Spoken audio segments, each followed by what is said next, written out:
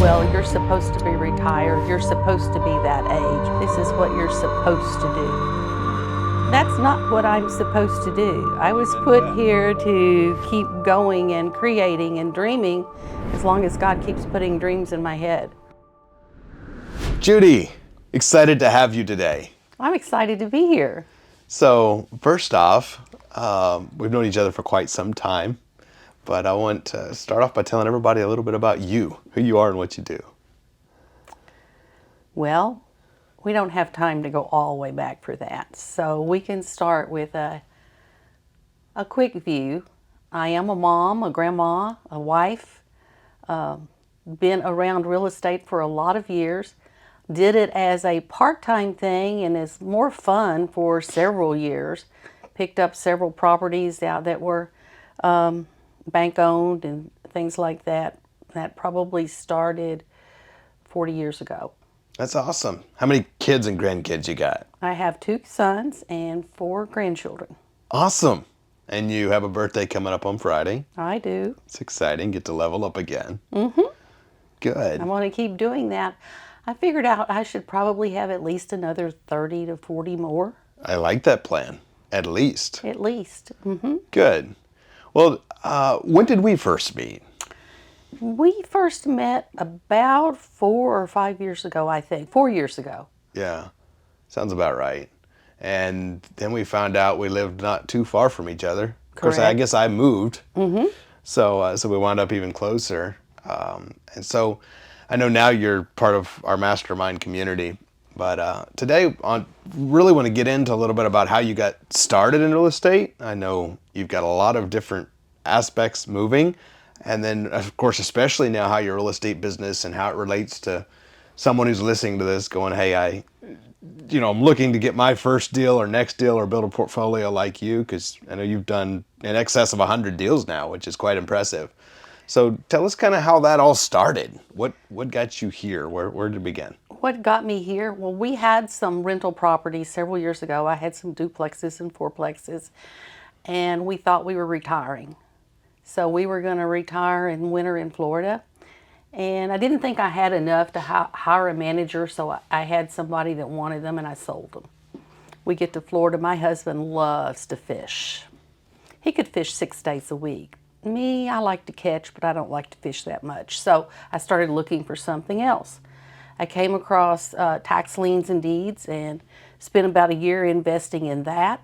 Picked up quite a few, did well with them, but they're a little slow to come to an end because you have to wait for them to redeem. So then I came across something with the programs that you were a part of, and with Ron LeGrand. Yes, I got involved with that and went through the mentorship and the training there, and that was the beginning of it. I started, took me a little bit to catch on to do deals, but then once I got started, it's just easy.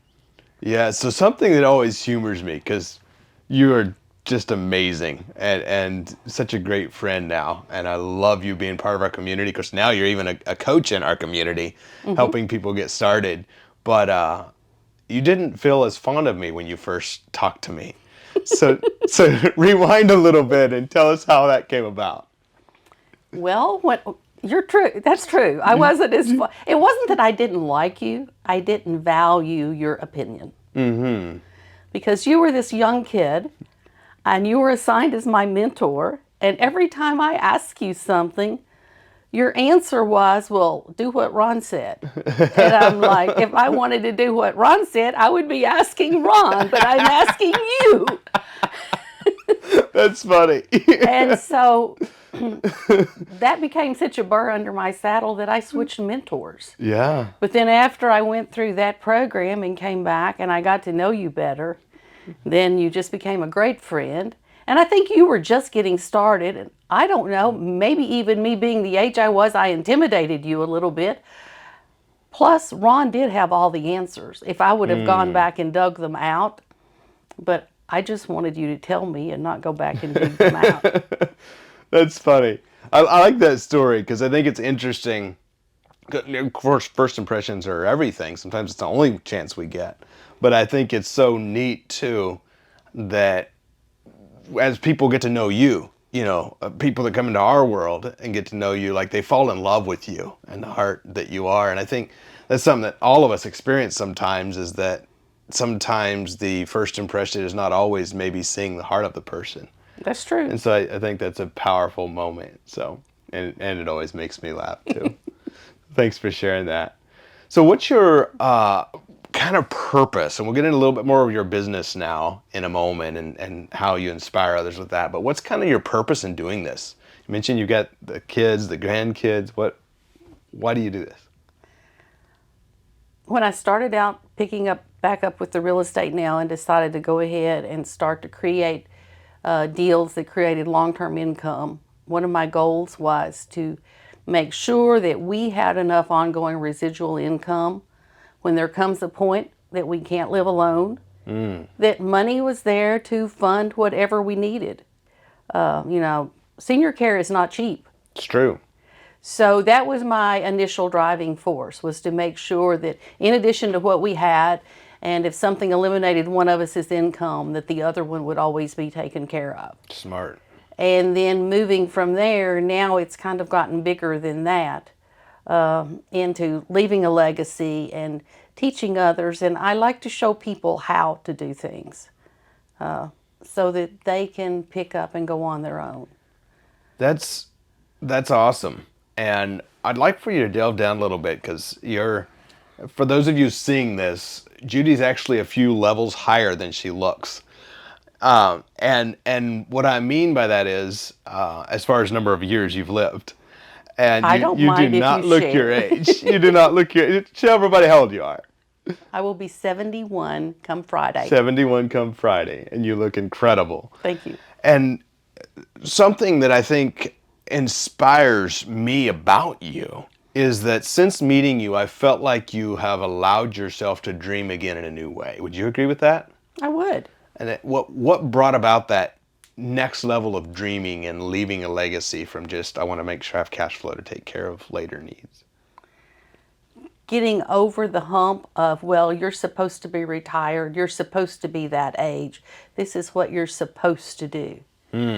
That's not what I'm supposed to do. I was Amen to put that. here to keep going and creating and dreaming as long as God keeps putting dreams in my head. Yeah. That's powerful. Because I see a lot of people, I think, who frankly lose that ability to dream big just because they're a certain age or just because they're retired. And I think that's inspiring to all ages. I know a lot of the people that surrounds us a lot of times are young people, but that's inspiring to us as young people that, oh my goodness, 30, 40, 50, 60 years later, we can still be dreaming big. So I hope you know how much you inspire others by that. Thank you. Yeah, that's awesome. You can't ever quit dreaming, Absolutely. because once you quit dreaming, you start dying. And green plants grow, brown ones become dry and brittle and become fodder for the fire. That's true. That's a good way to put it. I like that. So in that vision, I know you got many visions you shared in our mastermind meetups, well beyond even what you are doing today, and you're growing so much, and that's exciting. For today, though, what's your real estate investing business look like? Right now, it is a variety of things. I closed on a house today that will be one that I'll put back out on lease option. Yeah. I closed on one week before last that will actually get some renovations and be put out for sale. So it has a variety of things sitting in my portfolio. That's awesome. And that's how I intend to keep it. Somehow I've wound up selling more than I intended, but that's okay. This lady's They'll a come creative back. transaction genius, if there ever was one. I love it. So you do a variety. Would you say you hold half and sell half, or are you selling more right now? Right now it seems to be selling more like probably 30 to 40, or keeping 30 to 40% and selling the rest. I would like it to be the other way around. And how many deals in the last 12 months have you bought or done? Probably about 14. Okay. I haven't really counted them up. So Because about some a of deal them that every- just go real quick, you kind of forget about. That's true. That's awesome. Is that a comfortable pace for you? I know you're going to be getting in some multifamilies and some other cool stuff that we've been working on together. That's comfortable if it's just me. Okay. But I do have an acquisitionist coming in now and working some with the virtual team. I intend to step that up a good bit this year. Good. And it kind of becomes a game. I know we were just talking about that. And I think that's the cool part. And for anybody listening to this, because, when I started, it was like, crap, I got to get money and pay this hospital debt, right? Like, I just got to get money. And once you do, whether it's a deal a month or a deal a week, you get to those levels of doing those deals, it almost just becomes a game and fun. So what is that? It does. It gets to the point, like at first you're like, oh, I've got to make phone calls. And you can think of all these things. You've got your stack of leads and you're like, well, I need to go to the bathroom. Yep. Well, I need to get a drink. Well, I need to check on this. And by then you look at the clock, well, I can't call them. It's not the right time of day to call. And you can fake yourself out about making calls. But quite honestly, it's a matter of pick the phone up. 5 minutes, you can make 3 or 4 calls if they don't answer. And you can make one good call if they do. And, you make one good call, take a break for a little bit. Yeah. But it doesn't take that long to go through now leads and sort through them, see what they are. That's so true. And I think that's a very good example of, at least for me, I overcomplicated it in my mind so much in the beginning. Because it's really simple. Follow the script that all you guys have access to. If you're on my YouTube or wherever, go download it. I mean, you follow the script and either you get a yes or a no or a follow-up. Like, it's really simple. Absolutely. But it's easy to complicate it in our mind, huh? It is. And the thing of it is to keep listening, no matter where you are, because I have picked up so many of my deals through conversations. Outside, going for lead sources or searching for free leads, is just by talking to people, and they will tell you about somebody that has a house or that's trying to sell or is wanting a house. And it's just a matter of becoming the conduit that you meet 2 people's needs by being that connecting piece in between them. Smart. I think that takes the pressure out too. Because then it's like, I'm offering a solution to a buyer, I'm offering a solution to a seller, and if it doesn't work, we part as friends and go to the next one. Absolutely. That's awesome. What would you say, so circling around to now, you have a successful real estate investing business, you're doing a deal a month, give or take, you're doing this consistently. What kind of drew you? You shared a while ago, kind of our first interaction. What kind of drew you back around to being in our world at the level you are today, not only in our community, in our mastermind, but then becoming a coach and now helping others that come into our world? You invited me to attend a turning point that was virtual. Yeah. And I don't know that I would have gone to the first one if had it been live, because that was a little bit outside my comfort zone. As was mine when I started. But I went to there, and that started a lot of things with my mind changing my thoughts and thinking about things from a different set of eyes. And I enjoyed being around all of you because you were young, you were energetic. People my age are boring for the most part. They think they're supposed to sit on the couch and do nothing. So I like the energy and I like the association. That's awesome. And yeah, we're surrounded by a lot of young people, aren't we? So that's what I choose. Good. I love that.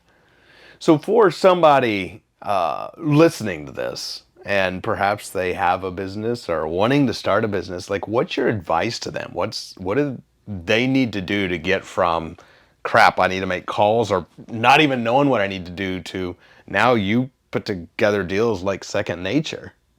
What's that shift that they can make, or that one actionable they can take to start moving toward the money that you make? First, well, they have to work on their mindset. And the easiest and cheapest way to do that is to start listening to some things that's free on YouTube, some books and things like that, like Atomic Habits, for example, How to Win Friends and Influence People. All of those are good places to start. And then find a mentor. find a group that you can plug into and that you feel like you're a part of it.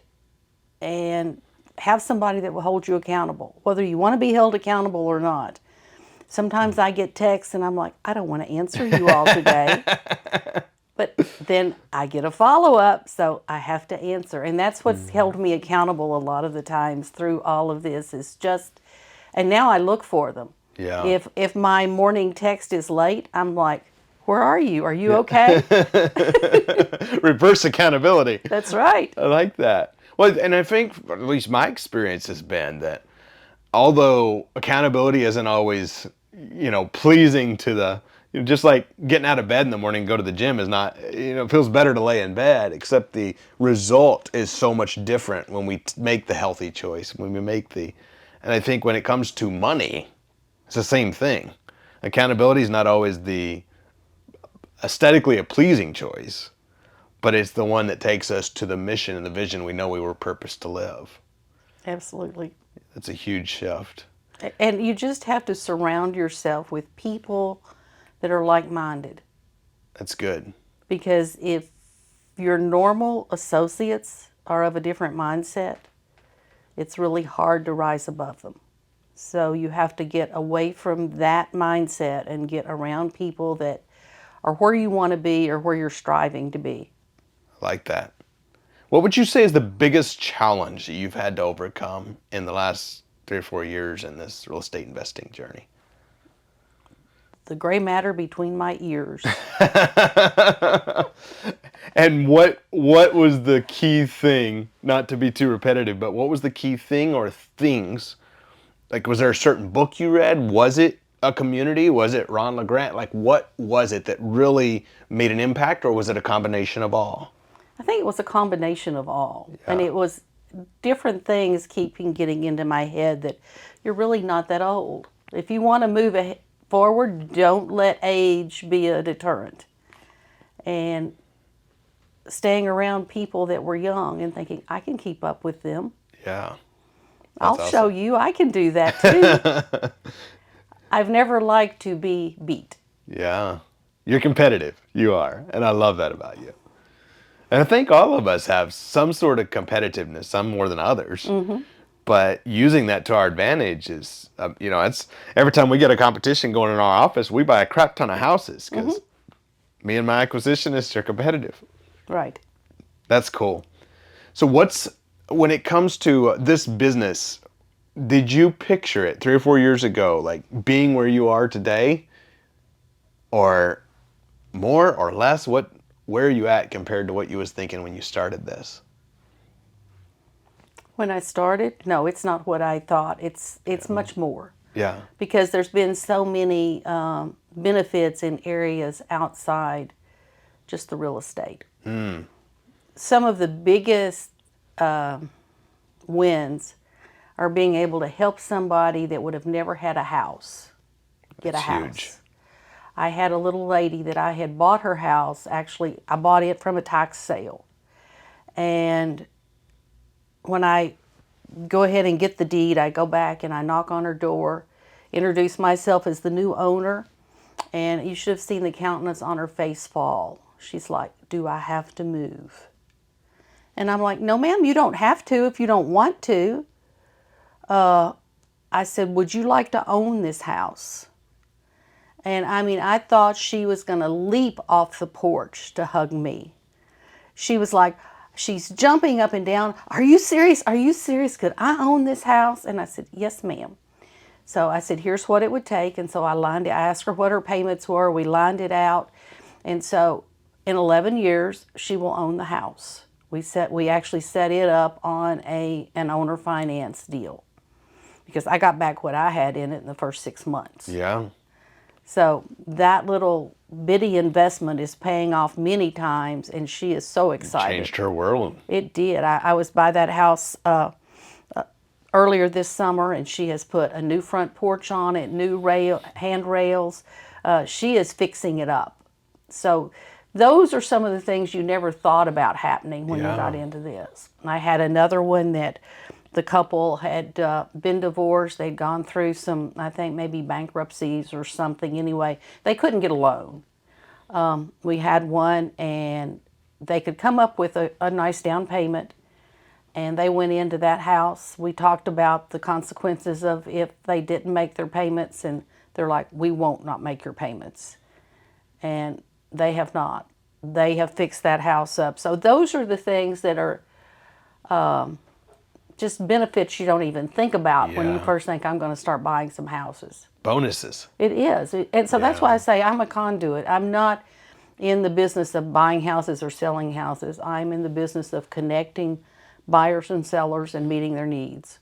And I think that is such a good way to look at it, because I think when we view it as buying and selling houses, it's like, gotta get another transaction, gotta get to that. It's almost stressful. And when it's the perspective you just mentioned, and we are the connector, like the money just comes as a byproduct of us solving problems. I love that change. What would you say has been the highlight of the last year of your investing? What's the most exciting part to you? There's a lot of highlights. And the highlights, some of them are not the transaction. I agree. It's the camaraderie and the friendships and the things that have developed through our group. Like with our mastermind group and the RELU.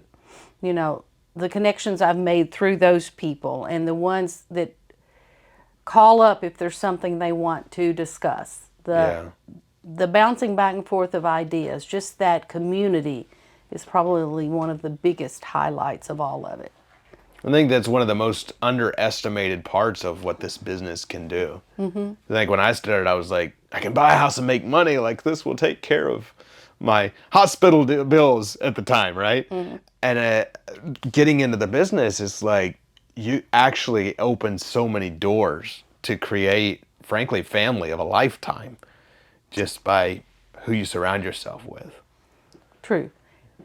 And not only is it things with, well, connections to deals, but it may pertain to family life. It may pertain to being the connection to something that's needed that's totally outside of what you're specifically doing. Maybe it's an investor. Maybe it's money sources. Yeah. All of those things come just by the connections, and without those, you would be looking everywhere for them. As a byproduct. Yeah, it's just added bonuses. Absolutely. I love that. Well, thank you so much for coming and spending time with us today, Judy. What's the final thought you want to leave with everyone listening to this today to inspire them, and how can they come find you? Well, right now you can find me through Andrew's RELU, and I'm sure he'll put the website up here at the end. It's in the link. Yep. Okay. One final thought is, don't ever think you're too old. Decide what you want, and then find a way to make it happen. That's good advice. Thank you again so much. And we'll see you on the next episode. Thanks so much for watching. And if you liked that video, hit the like and subscribe button so you don't miss any more. Comment below what you got out of it. It'll help with the algorithm so we can continue to spread incredible information to awesome entrepreneurs just like you and spread the message. Thanks for all the support.